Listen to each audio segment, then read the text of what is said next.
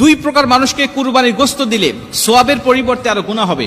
রাসূল সাল্লাল্লাহু আলাইহি ওয়াসাল্লাম স্পষ্টভাবে আমাদেরকে বিষয়টা জানিয়েছেন। একাধিক হাদিস এবং বুখারী এবং মুসলিম শরীফের মধ্যেও এই হাদিসটা বর্ণনা করা হয়েছে যে দুই প্রকার মানুষ আছে এমন, যাদেরকে কুরবানির গোশত দিলে আমার কুরবানি কবুল হবে না এবং সোয়াবের পরিবর্তে গুনাহ হবে।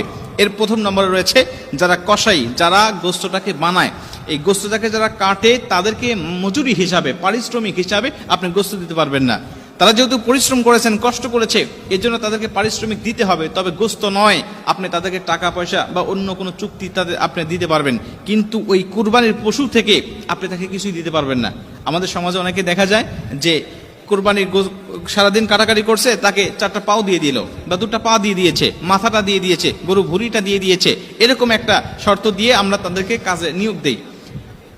আল্লাহ রাসূল সাল্লাল্লাহু আলাইহি ওয়াসাল্লাম বলছেন, লা ইউতা ওয়া লা ইউতা ইল্লা লিজাযারাতিহা শাইআ, পারিশ্রমিক হিসাবে তুমি কুরবানির গোশত